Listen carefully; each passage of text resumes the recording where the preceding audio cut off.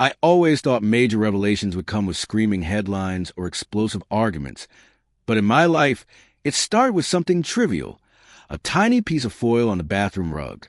The glimmer caught my eye the moment I walked in. I had left the lights off, and only a thin shaft of morning sunlight spilled across the floor. I remember pausing, worried I might step on something sharp. Vanessa, my wife, hadn't mentioned dropping anything, but it wouldn't have been the first time a small object ended up in the wrong place. When I knelt down, I realized the sparkle came from a round foil circle about the size of my pinky's tip. It looked familiar, the kind of backing left behind when you push out a pill. One side was blank, but the other had the number 2 printed on it. That detail made me pause. Today was Wednesday, which meant that foil should have covered Tuesday's pill. I wasn't on any prescriptions at 35. I was healthy and took nothing beyond the occasional aspirin. As far as I knew, Vanessa wasn't on any medication either. We had both had recent checkups and had been told, "You're in great shape." So why was there a small foil circle labeled 2 on our bathroom floor? I tried to dismiss it as a stray piece of packaging. Maybe we had dropped something without realizing it.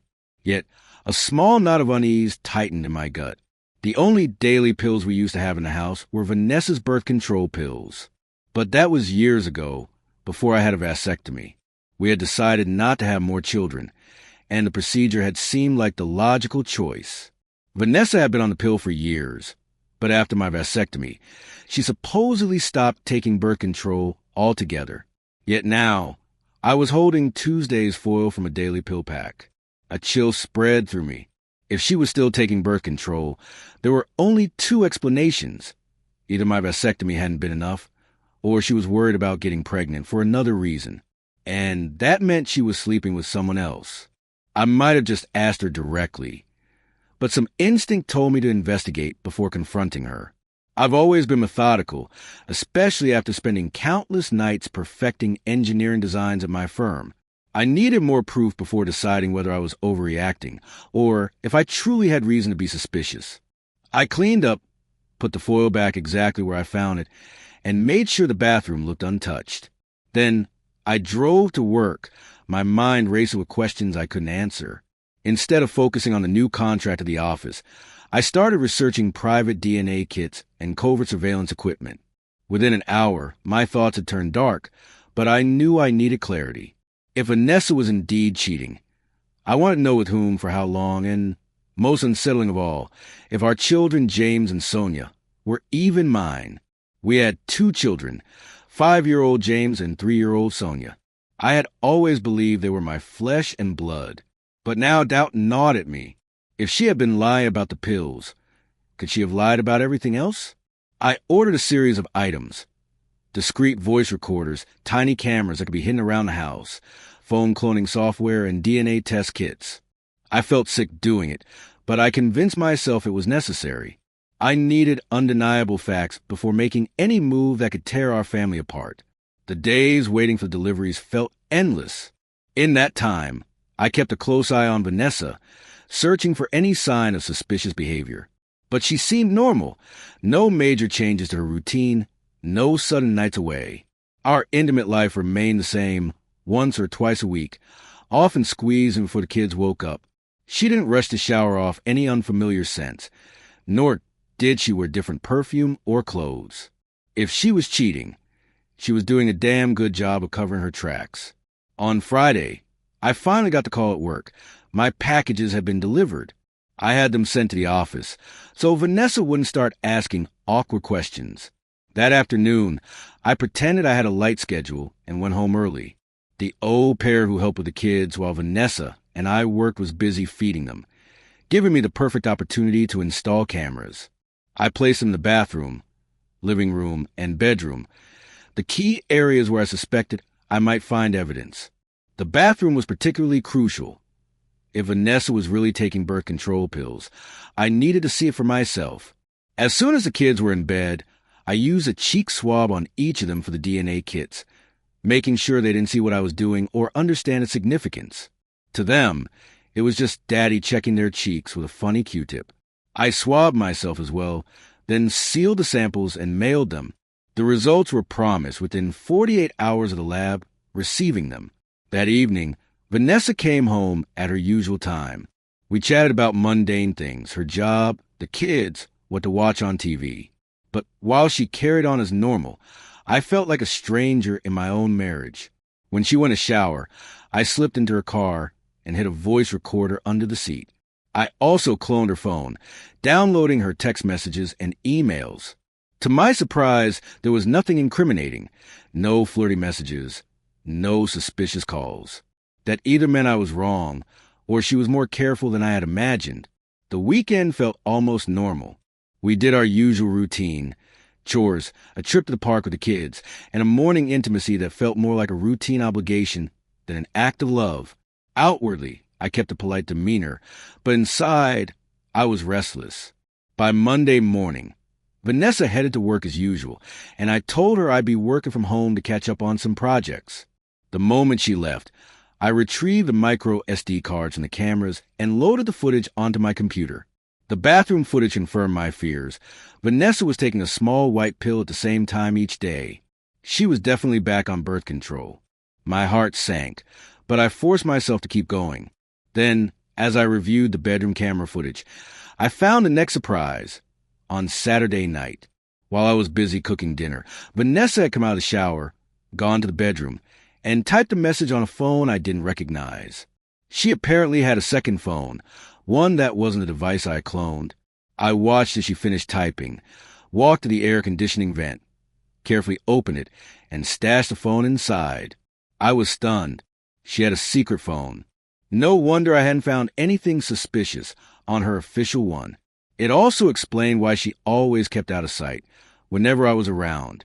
I needed to see what was on that second phone. That night, after she went to bed, I checked the vent from the other side, which opened into Sonia's room. But the phone wasn't there. She must have moved it, maybe into her purse or another hiding spot. So I waited.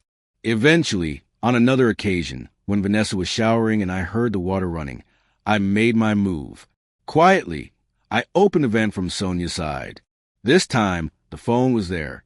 My heart pounded as I grabbed it, raced to my office, cloned its contents to a new device in a matter of minutes, and put it back. My hands trembled the entire time, adrenaline surging. Just as I finished, I heard the water shut off. I had just enough time to slip into Sonia's room and pretend I was watching her sleep. When Vanessa peeked in, curious, I played it off as a moment of fatherly affection. She didn't question it. The next morning at my office, I finally accessed the phone's clone data. Within seconds, my vision blurred with tears. It was exactly what I had feared. The text messages were explicit, detailed descriptions of stolen afternoons in hotels and intimate moments between Vanessa and another man. She even joked about how I didn't suspect a thing. They discussed scheduling their meetings around my travel, making sure I would never find out. The man's name was never mentioned in the text, which only made me more certain that he was someone she worked with closely, someone she didn't want to name in writing. I sat there, crying, ignoring persistent ping of my secretary, Michelle, on the intercom. Eventually, she knocked and opened my door, finding me hunched over my desk, tears streaming down my face. Michelle was a sharp, no-nonsense woman, a few years older than me. Usually, we maintained a strictly professional relationship, but this time, she stepped inside, locked the door, and handed me a box of tissues. "What happened?" she asked calmly. I told her everything. The suspicious foil, the hidden pills, the cameras, the secret phone. I felt pathetic, but she just listened. Then, after a moment, she said, "Gary, we need details, and we need a plan." When I mentioned that I had also done DNA swabs on the kids, she nodded. "Good. Find out the truth, then decide how to act. For now, you have a ticket to visit the Portland branch. You'll be leaving today and won't be back until Thursday." I blinked at Michelle, confused. We hadn't discussed any trip. "Trust me," she said. "Vanessa might get suspicious if you're around too much. Tell her you have a sudden crisis there." Without hesitation, Michelle grabbed my phone and texted Vanessa, fabricating an emergency at the Portland location. Vanessa replied quickly, expressing sympathy and hoping I'd be back soon. Michelle then handed me a business card. This is Lorraine, a close friend of mine. She's a divorce attorney. The best. She handled my own messy divorce years ago. Within hours, I found myself sitting in Lorraine's office, still in shock. She listened intently, asked pointed questions, and laid out my legal options. Do nothing. File for an amicable divorce, or go nuclear. Pursue an adultery filing that would strip Vanessa of any claims to my assets. I considered each carefully. Do nothing? Impossible. I was furious. File amicably? Why should I give up half of everything I built? Especially if the kids weren't mine. That left only one option. I want the nuclear option. I said, my voice trembling with anger. Lorraine nodded. All right, but first, we need more evidence. For that, I'll need the phone you cloned. We need to build a rock-solid case. Without hesitation, I handed it over. Michelle then drove me to a modest hotel. As we pulled up, she gave me a stern look. Shower. Order room service. Do not go near the minibar. I need you alert. I barely processed her words. My entire world had just shattered. The only sliver of hope I had left was that maybe, just maybe, the kids were still mine. Or perhaps I was overreacting. But deep down, I knew the odds were slim. The next morning, a text from the DNA company popped up on my phone. Your results will be ready by the afternoon. I couldn't bring myself to open it. Sensing my hesitation, Michelle took my phone, loaded the results page, and frowned. They're not up yet, she said gently, handing the phone back. We'll check again in a few hours. Meanwhile, I had bigger issues to handle. Michelle reminded me that over 100 employees at our engineering firm depended on my leadership. If Vanessa drained me financially, the business could collapse, taking all those families down with it. That thought snapped me back to reality. I forced myself to think logically, like the engineer I was, strategizing my next moves. Our first stop? Brian Spencer, my longtime business attorney. Brian reminded me that we had a prenuptial agreement in place. Every partner in our firm was required to sign one before marriage to protect the company from potential marital disputes. That prenup shielded the company from spousal claims, meaning Vanessa could only target my personal salary and assets, the house, my 401k, and other liquid holdings. Here's my advice, Brian said. Buy out your partner, Robert. He's been hinting that he wants to sell. Move as much of your liquid assets into the company as possible, even if it means taking a loan. That way, your money stays behind a firewall she can't breach. It sounded daunting, but it was a far better option than letting Vanessa walk away with half of what I had built. I called Robert. At first, he just asked, why? I answered in one flat sentence. Vanessa's been cheating, possibly since day one. There was a pause. Then he sighed. I'm sorry, man. Without hesitation, he agreed to sell most of his shares, keeping only 5% as consulting engineer. We drew up the papers over lunch. Afterward, Michelle and I checked the DNA results again. This time they were posted. She read them first. I saw the sorrow in her expression before she even spoke. I'm sorry, Gary. My hands trembled as I took the phone. Both children were fathered by the same man. That man was not me. My little boy and girl, the ones whose first steps and first words I had cherished, were not mine at all. A rage hotter than anything I had ever experienced surged through me. Michelle's voice cut through the haze. Stay focused or you'll lose everything. She guided me out of the diner and straight back to Lorraine's office. When we arrived, Lorraine had her own update. We got a preliminary private investigator report. She exhaled. Vanessa had a man over at your house last night. My house. We couldn't see inside, but we have footage of him entering. He used his own key. My stomach churned. Later, when I reviewed the living room camera, I saw the final betrayal.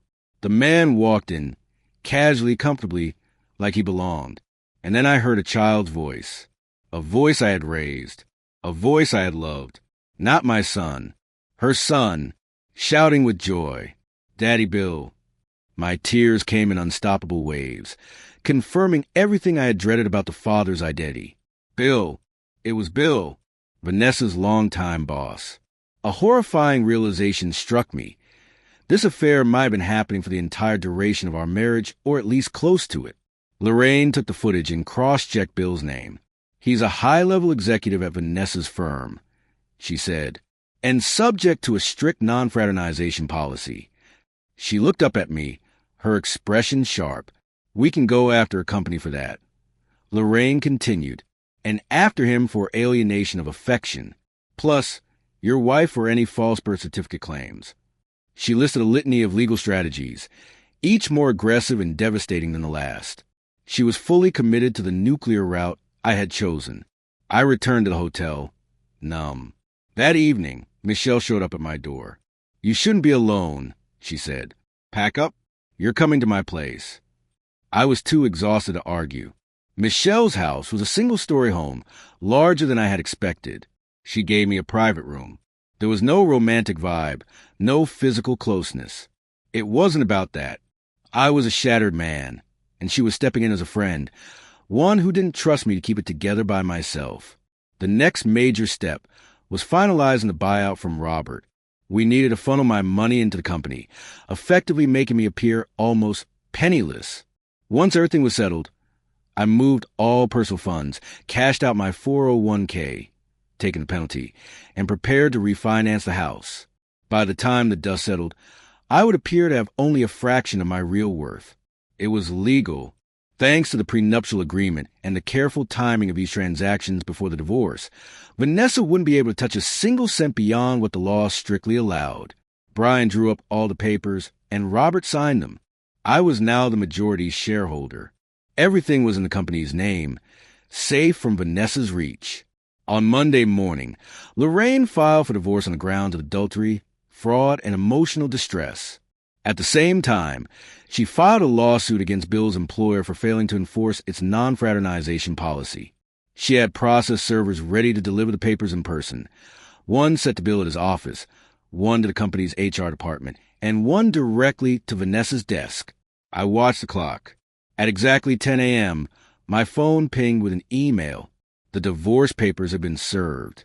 The other lawsuits were served minutes later. Within 10 minutes, my phone lit up.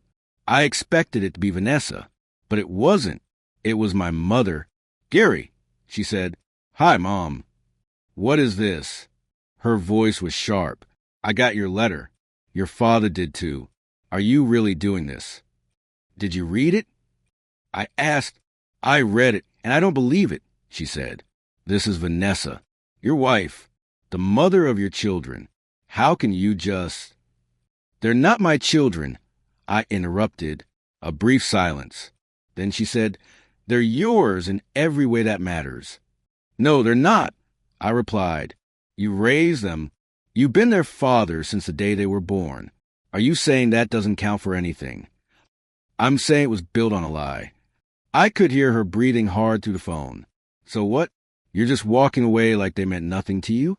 You're punishing them for something Vanessa did? You don't think they're going to suffer because of this? Because you suddenly decided you don't want to be their father anymore? What the hell are you saying? I shouted. I don't want to lose my grandchildren over this. I won't, she said. Then don't, I said. That's your choice. Gary. I ended the call immediately. My phone rang again. Vanessa. Gary, we need to talk, she said, her voice shaking. I'm coming home. I said nothing and hung up. Then it hit me. Home. It was still my house, the one where we had lived together for years. But I guess she still saw it as hers too.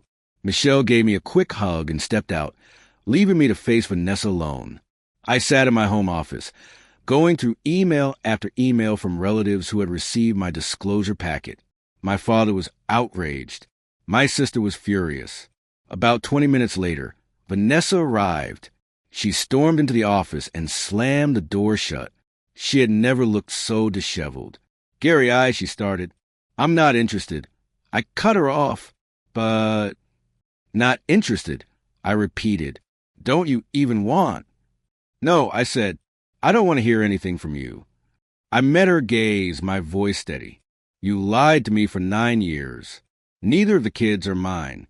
Yet you convinced me to get a vasectomy while you were still on the pill, just so you could continue your affair with Daddy Bill.